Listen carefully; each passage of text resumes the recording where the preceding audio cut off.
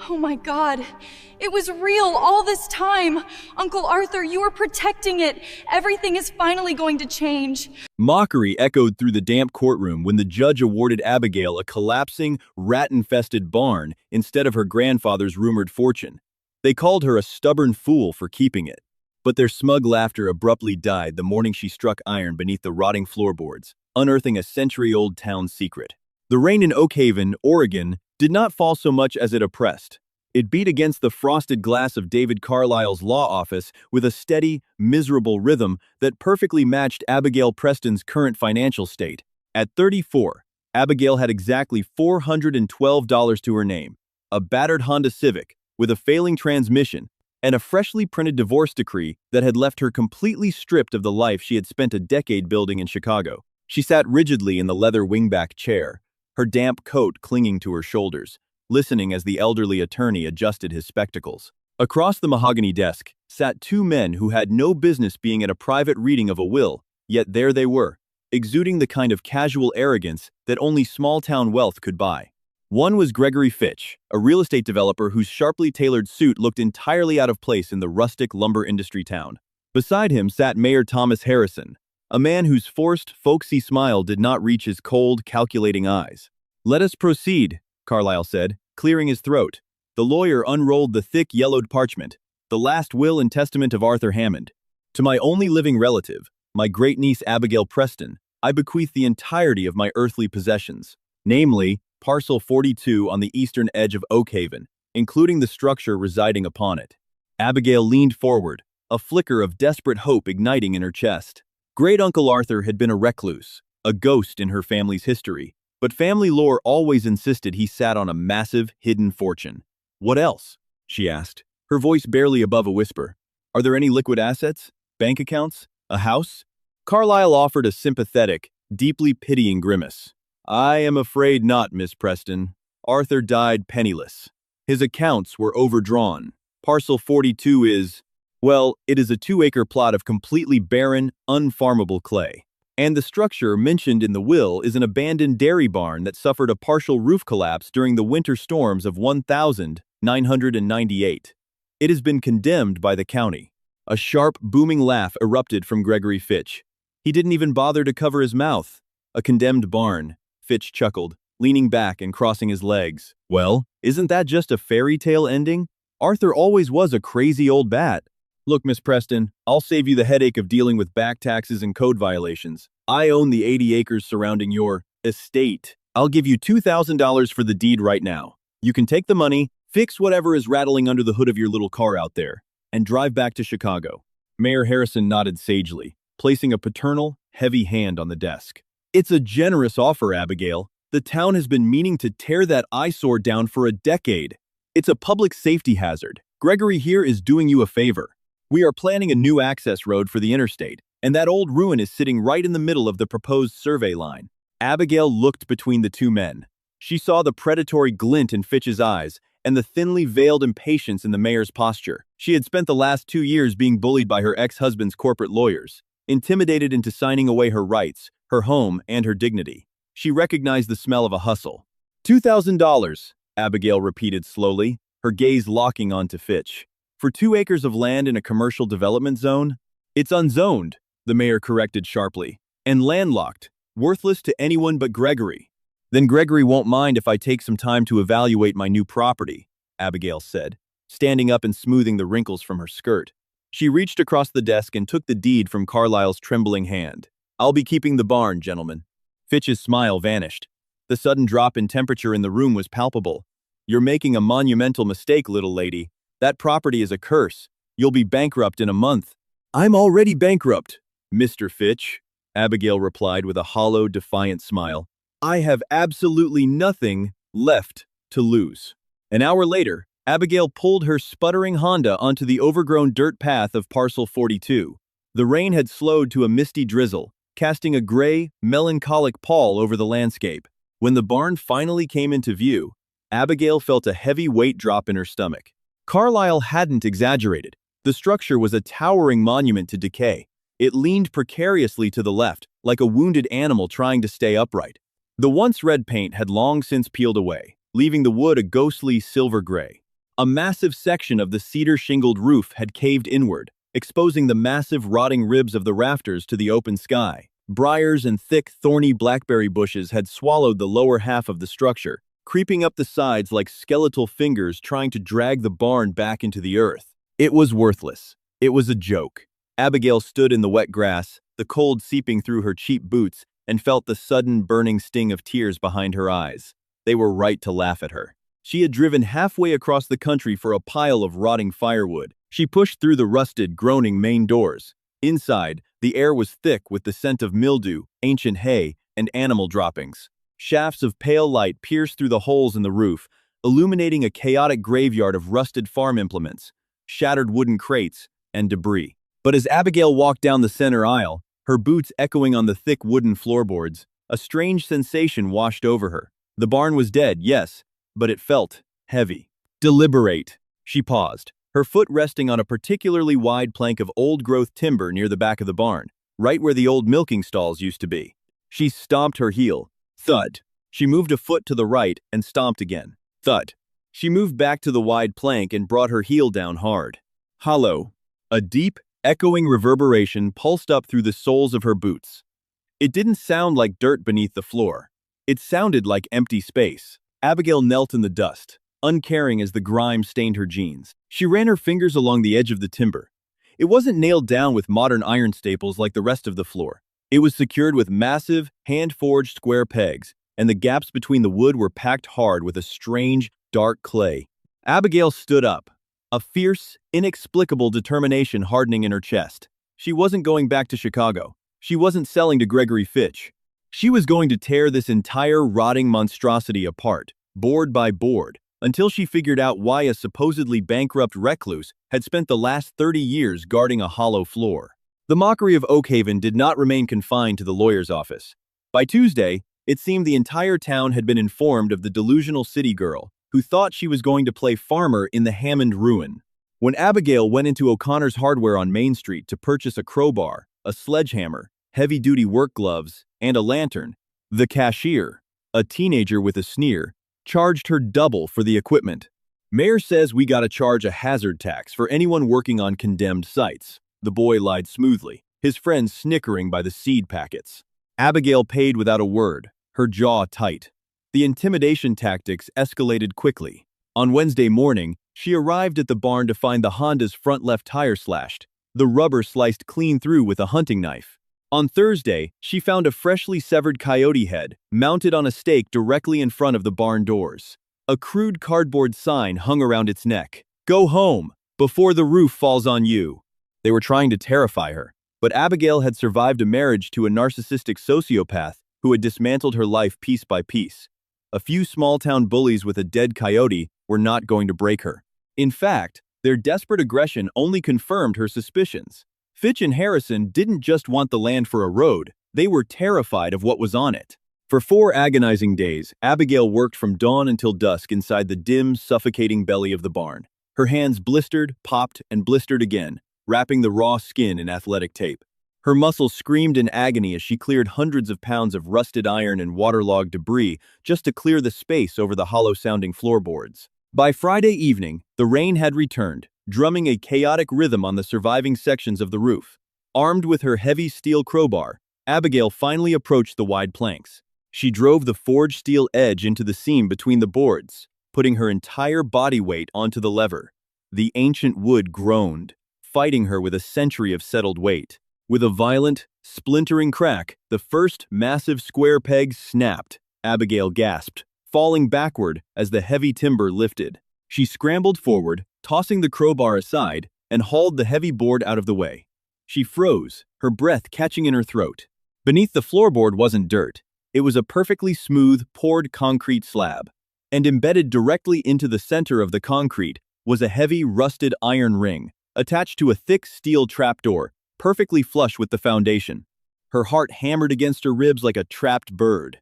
Great Uncle Arthur hadn't been crazy. He had been standing guard. Abigail grabbed the iron ring with both hands and pulled. It didn't budge. She braced her boots against the concrete, the veins in her neck popping as she hauled upward with every ounce of strength she possessed. With a harsh screech of metal grinding on metal, the heavy steel door broke its seal, releasing a gust of stale, freezing air that smelled of dry earth and old paper. She clicked on her high-powered battery lantern and pointed the beam downward. A narrow, spiraling staircase made of wrought iron descended into total darkness. Swallowing her fear, Abigail gripped the cold iron railing and began to descend. The temperature plummeted with every step. Her boots clanged loudly in the confined space. At the bottom, her light swept across a subterranean room that defied all logic. It was a massive root cellar, but the walls were reinforced with thick, mortared riverstone, vaulted like the crypt of a medieval cathedral. In the center of the room sat a single, simple wooden table. On it rested a tin lockbox, entirely free of dust, as if it had been wiped clean recently. Abigail approached the table slowly, her hands trembling. The padlock on the tin box was engaged, but the hasp was completely rusted through.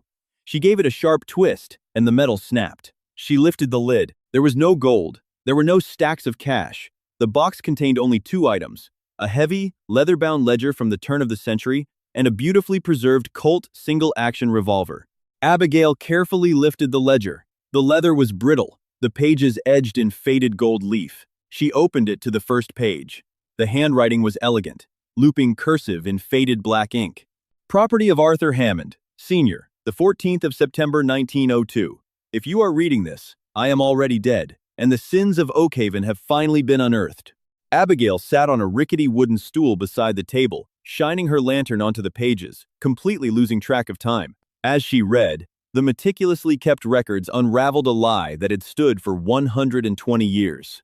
According to local history, the Great Oakhaven bank heist of 1902 was a tragedy that nearly destroyed the town. A gang of masked outlaws had allegedly ridden into town, blown the vault, and stolen $2.5 million in raw gold bullion, the collective wealth of every independent farmer in the valley, stored after the massive agricultural boom. The farmers were ruined, forced to sell their land for pennies to survive. But the ledger told a different story. There were no outlaws. The heist had been meticulously orchestrated from the inside by three men: Elias Harrison, the current mayor's great-grandfather, Cornelius Fitch, Gregory Fitch's ancestor, and Arthur Hammond Sr. They had stolen the town's gold, hiding it away, intentionally bankrupting their neighbors so they could buy up the entire valley and establish a dynasty of power and wealth. But paranoia had fractured the alliance. Before Harrison and Fitch could divide the spoils, Arthur Hammond Sr. had grown a conscience, or perhaps just a deeper greed. He had double-crossed his co-conspirators, moving the entire hoard of gold bullion in the dead of night to a secondary location. He had hidden it here.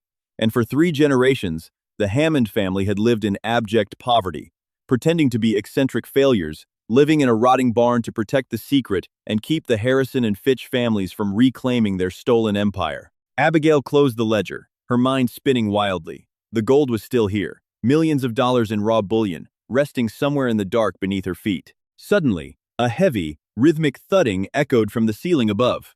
Footsteps. Someone was walking across the floorboards of the barn. Abigail instantly clicked off her lantern, plunging the subterranean crypt into pitch blackness. She held her breath, her hand blindly reaching out in the dark, until her fingers brushed the cold steel of the antique Colt revolver. She picked it up. It was heavy, terrifyingly real in her grip, though she had no idea if it was even loaded. Above her, the footsteps paused. A beam of harsh yellow light swept across the opening of the trapdoor far above, illuminating the dust motes dancing in the air. "Abigail?" a voice called out. It wasn't Fitch. It was a reedy, nervous voice. "Miss Preston? Are you down there?" Abigail recognized the voice. She placed the gun back in the tin box and clicked her lantern on to a low setting. "Samuel?" she called back cautiously. Samuel Abernathy, the town's septuagenarian historian and retired high school teacher, peered over the edge of the trapdoor, his thick glasses catching the light. He looked terrified. "Oh, thank heavens. You need to come up here, right now. They're coming for you." Abigail quickly shoved the ledger into the back waistline of her jeans, pulling her long flannel shirt down to conceal it. She scrambled up the iron spiral stairs, emerging into the dim evening light of the barn. Samuel was pacing nervously, wringing his tweed cap in his hands. "Who is coming?" Abigail demanded, grabbing his arm to steady him. "The sheriff, Mayor Harrison, Fitch, all of them," Samuel gasped, out of breath. "I was at the county courthouse pulling some archival records for my new book, and I overheard them in the clerk's office. They found an old, unresolved lien against this property from 1985. Some obscure environmental hazard penalty your great-uncle never paid. They've attached compounding interest to it. The judge, who Harrison practically owns, fast-tracked the foreclosure this afternoon. Abigail's blood ran cold. How much? $52,000, Samuel said, his voice trembling.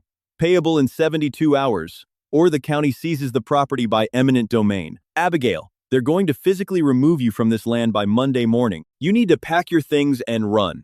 No, Abigail said fiercely, her eyes darting back toward the open trapdoor. I'm not running. I know why they want this land, Samuel. I found my great-grandfather's ledger. Samuel's eyes widened to the size of saucers. The 1902 ledger. It exists? My God, the rumors were true. Does it say where the gold is? Before Abigail could answer, the roar of multiple heavy engines shattered the quiet of the evening. Through the gaps in the rotting barn walls, sweeping headlights cut through the dusk. 3 vehicles, 2 police cruisers and Gregory Fitch's sleek black Mercedes SUV tore up the muddy driveway, coming to aggressive stops right in front of the barn doors. Hide! Abigail hissed at Samuel. The old man didn't hesitate, scrambling behind a rusted tractor near the back wall. Abigail walked out of the barn just as Sheriff Dobson, a hulking man with a thick mustache, slammed his cruiser door shut. Behind him, Mayor Harrison and Gregory Fitch emerged into the rain, both wearing expressions of absolute triumph. Evening, Miss Preston, Sheriff Dobson said, entirely devoid of warmth. He marched forward and slapped a thick manila envelope onto the hood of Abigail's rusted Honda. Notice of immediate foreclosure and intent to seize property. You have outstanding debts to the county of Oakhaven in the amount of $52,400. Since you clearly lack the capital, the county is exercising its right to claim the deed. Abigail stared at the envelope, then looked up at Mayor Harrison.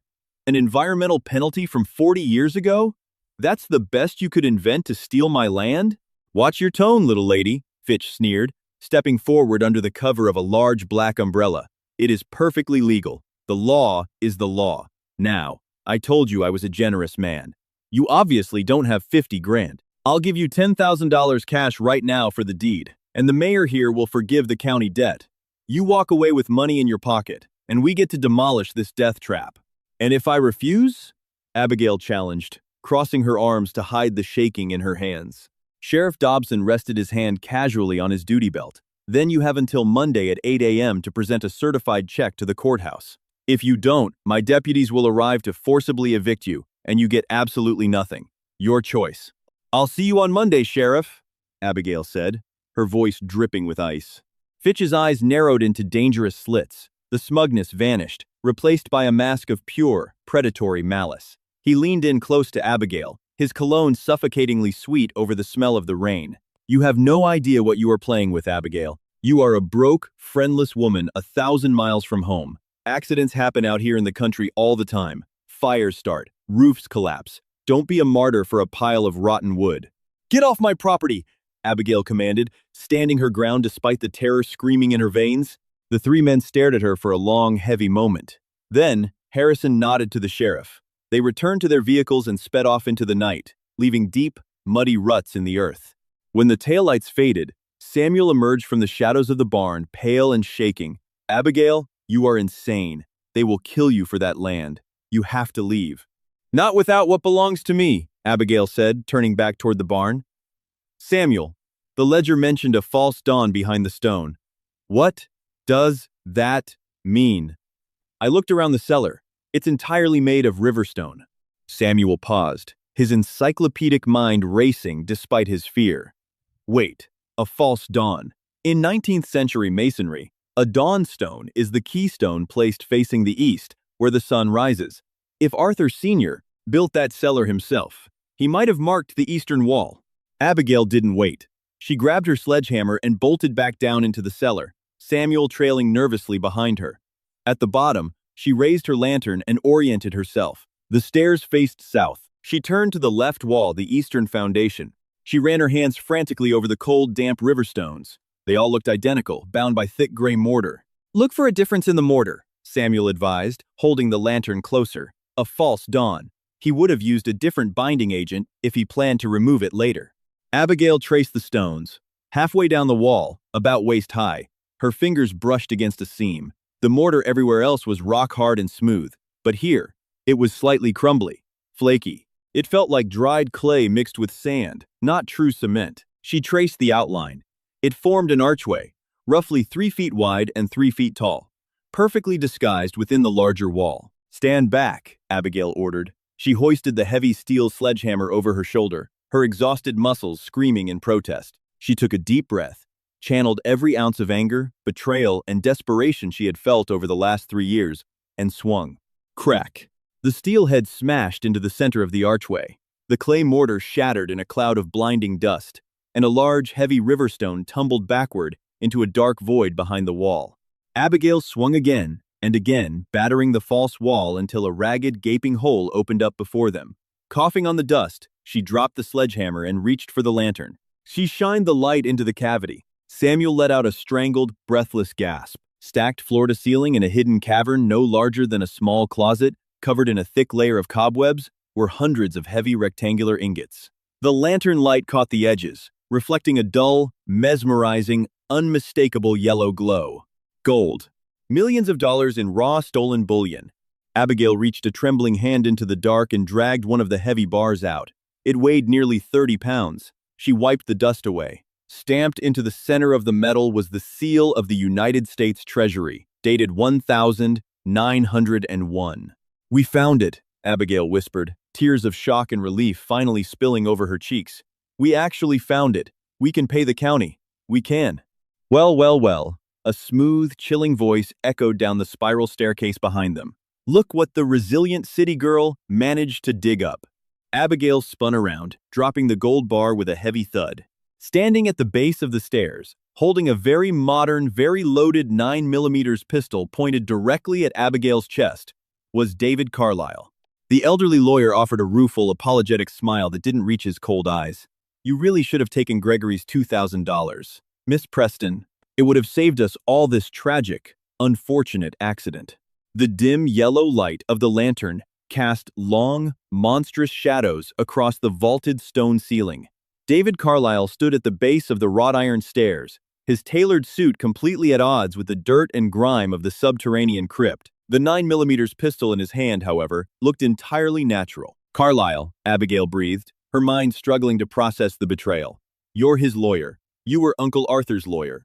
"I was his warden, Miss Preston," Carlyle corrected, stepping off the final iron tread, his eyes locked on the gaping hole in the wall and the dull, mesmerizing gleam of the gold behind it.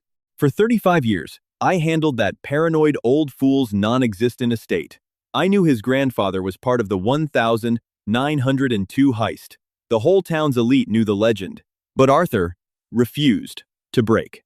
He lived in squalor, eating canned beans, terrified that if he spent a single dime, the Harrison and Fitch families would realize he had the bullion and slaughter him." "So, you orchestrated this?" Samuel Abernathy asked, his voice trembling as he pressed his back against the cold river stone. "The foreclosure? The intimidation?" "Oh no, Samuel. That was Gregory Fitch's heavy-handed idiocy," Carlyle sighed, keeping the gun leveled at Abigail's chest. "Fitch and Mayor Harrison are blunt instruments. They knew the gold was likely somewhere on Parcel 42, but they didn't know exactly where. When Arthur finally died, they wanted to tear the land apart with excavators. But I knew Arthur's bloodline. I knew he would have left a breadcrumb trail for his kin. So, I convinced the good mayor to let me read the will to you. I knew if I threw you to the wolves, you'd dig in your heels. You're a stubborn woman, Abigail. I just let you do the heavy lifting." Carlyle gestured with the barrel of the gun. "Now, step away from the wall. Both of you. Turn around, face the stone, and get on your knees." Abigail's heart hammered a frantic rhythm against her ribs. She looked at the gun, then at Carlyle's eyes. They were dead, devoid of empathy. He wasn't going to tie them up. He was going to shoot them in the back of the head, collapse the tunnel, and claim he found the gold himself, cutting Fitch and Harrison out of the deal entirely. She had lost everything in Chicago: her husband, her home, her savings, her pride. She had been pushed, bullied, and discarded. "Not again," a voice screamed in her mind. "Never again." Abigail's foot was resting mere inches from the heavy steel sledgehammer she had dropped. The battery lantern sat on the dirt floor between her and Carlyle. "I said, on your knees," Carlyle barked, his finger tightening on the trigger. Okay, Abigail said, raising her hands in surrender. She took a step back. As she did, she intentionally dragged the toe of her heavy work boot against the sledgehammer's handle, rolling it over the lantern. The glass shattered. The bulb cracked. Instantly, the crypt was plunged into absolute, suffocating darkness. "Hey!" Carlyle shouted. A deafening bang echoed in the confined space, the muzzle flash illuminating the stone vault for a microsecond. The bullet shattered against the masonry above Samuel's head, showering the old historian in sharp stone fragments. In the pitch black, Abigail didn't freeze. She dropped to her hands and knees and lunged blindly to her right, her fingers scrambling desperately across the wooden table until they found the cold, heavy steel of the antique 1902 Colt revolver. She gripped the handle, her thumb finding the heavy hammer. Across the room, Carlyle was cursing, fumbling in his coat pocket for a cell phone to use as a flashlight. "You stupid bitch, you can't get out. The stairs are behind me." Abigail raised the Colt in the darkness, pointing it toward the sound of his voice. She didn't know if the century-old ammunition would fire. She didn't even know if it was loaded. But she knew the mechanical sound of a single-action revolver was unmistakable. She pulled the hammer back. Click-clack. The heavy, metallic ratcheting sound echoed loudly in the dark. Carlyle froze. The rustling of his suit stopped. "Drop it, David." Abigail's voice rang out, cold and absolute, echoing off the stone so it was impossible to tell exactly where she was standing. "This is a .45 caliber hunting round from 1902. If it hits you, it will take your arm completely off. Drop the gun." Silence hung in the heavy air. "You won't shoot," Carlyle sneered, though his voice trembled. "I have absolutely nothing left to lose," Abigail lied flawlessly, stepping quietly to the side. "I will blow a hole through your chest and bury you in this cellar, and not a single soul in Oakhaven will ever know." 3, 2, "Wait!" Carlyle yelled. A heavy metal thud echoed on the floorboards, followed by the clatter of the 9mm pistol sliding across the concrete. "Samuel," Abigail said, keeping her voice steady. "Use your phone light." A weak, bluish beam cut through the darkness. Samuel's hands were shaking violently as he held his smartphone up. Carlyle was standing with his hands raised, his face pale with terror. Abigail stepped into the light, the massive Colt leveled directly at the lawyer's face. "Kick the gun to Samuel." Carlyle swallowed hard and nudged the 9mm across the floor. Samuel quickly scooped it up, his breath coming in ragged gasps. "There's a spool of baling wire over there by the crates," Abigail instructed Samuel, never taking her eyes off Carlyle. "Tie his hands behind his back. Tie him to the iron stair railing. Tight. 10 minutes